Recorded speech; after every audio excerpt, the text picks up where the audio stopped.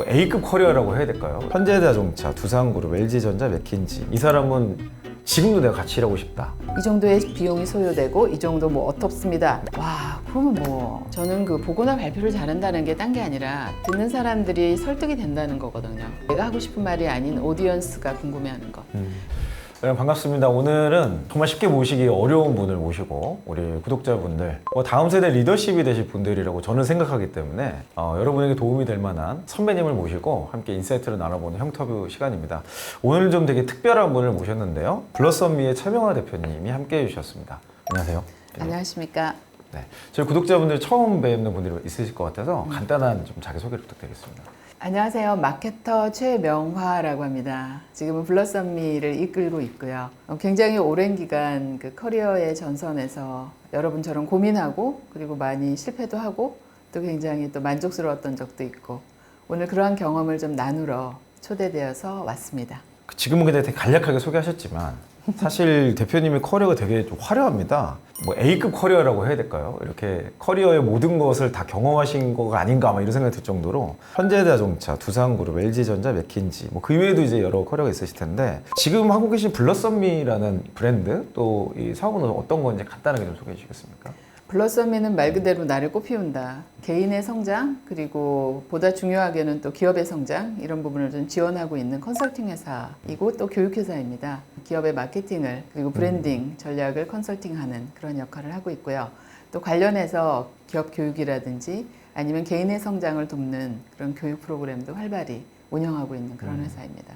이게 마케팅이라는 것도 어떻게 보면 메시지 또 의사소통의 연속체잖아요. 저희 구독자분들 중에 상대적으로 젊은 나이에 리더가 되신 분들이 되게 많으세요. 그렇죠. 네, 그래서 리더십으로서 열심히 성장을 하는데 번번이 의사소통에 어려움이 걸리고 근데 그 커뮤니케이션이라는 건 정말 중요해요. 저는 늘 전달되지 않은 가치는 가치가 아니다라고 믿는 일인입니다.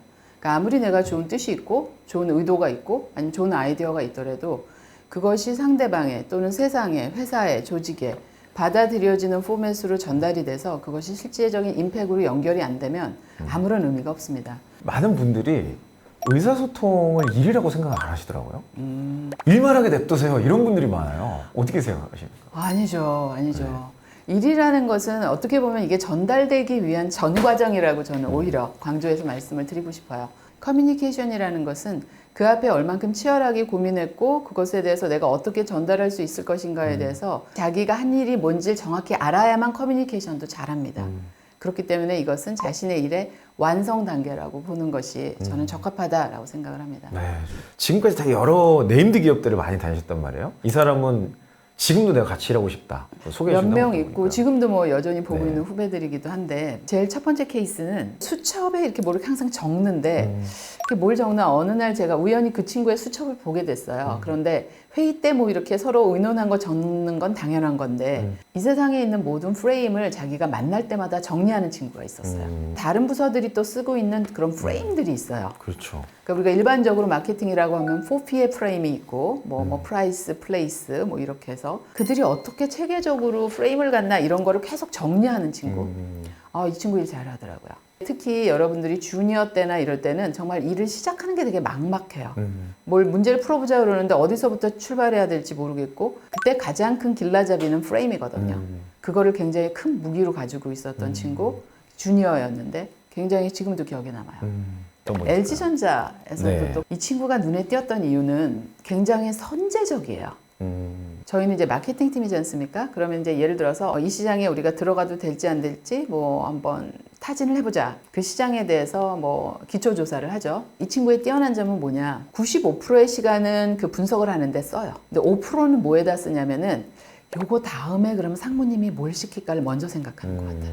여기에서 나온 인사이트를 우리가 좀 더 인덱스하게 보자고 소비자 리서치를 하라 그러겠지? 를 먼저 이 친구는 플랜을 해요.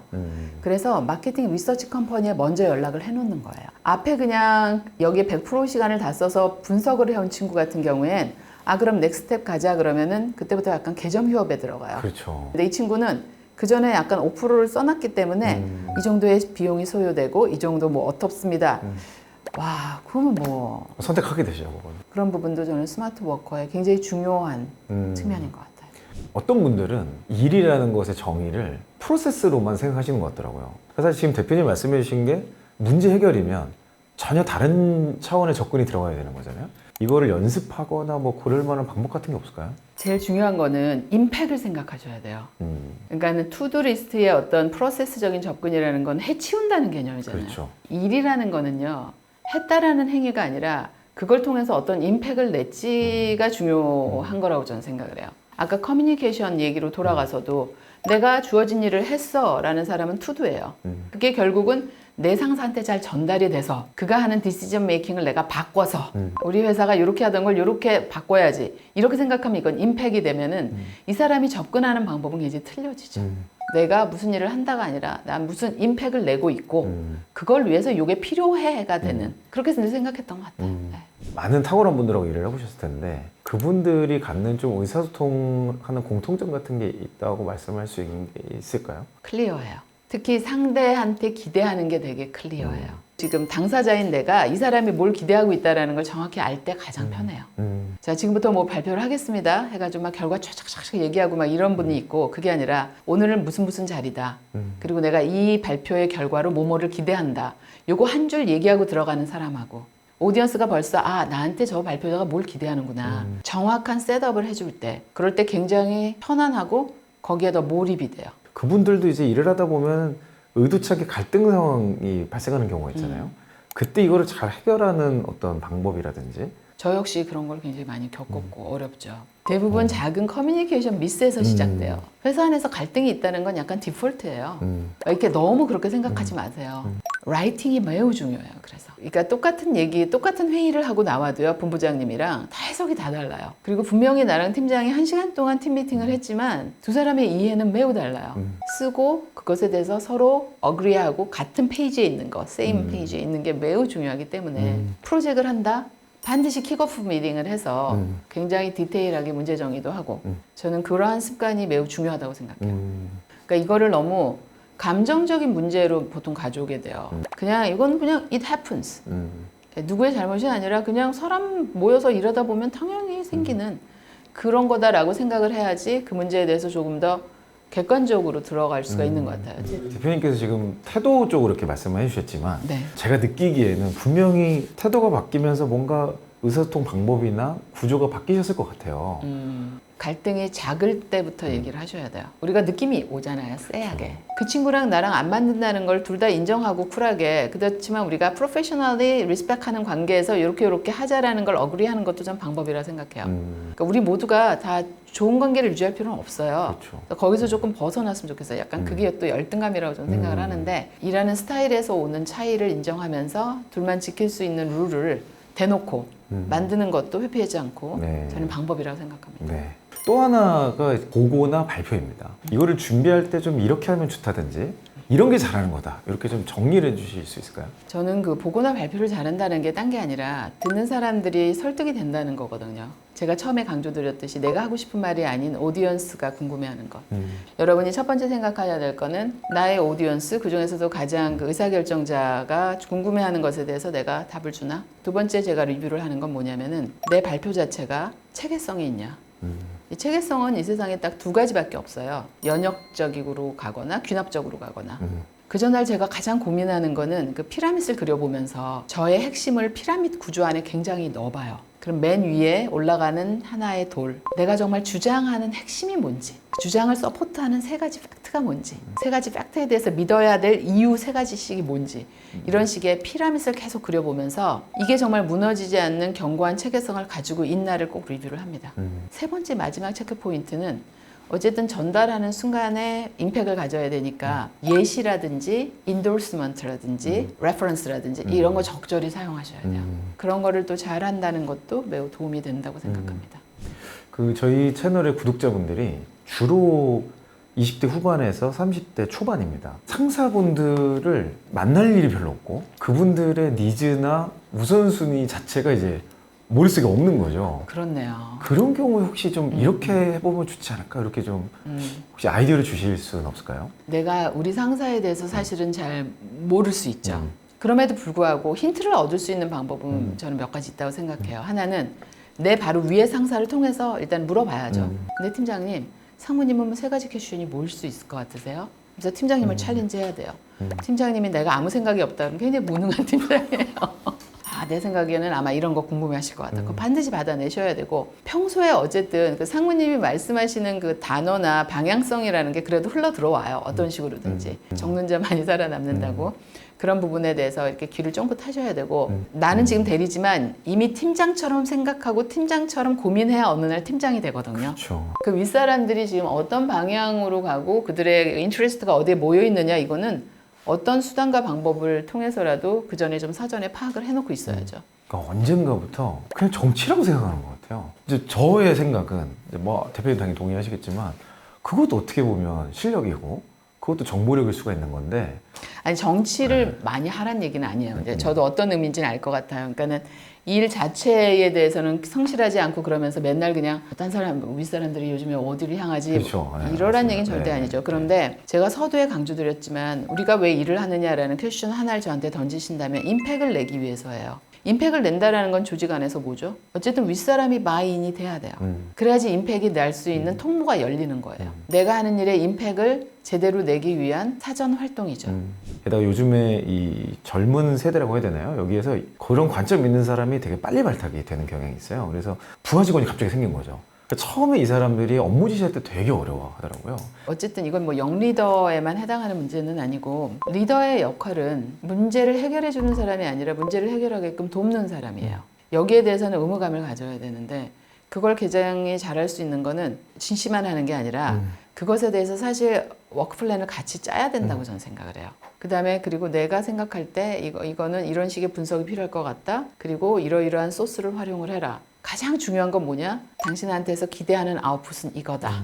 그러니까는 사실은 일을 지시한다라는 건 지시 자체가 어려운 게 아니라 나중에 결과가 엉뚱하게 왔을 때가 힘든 거거든요.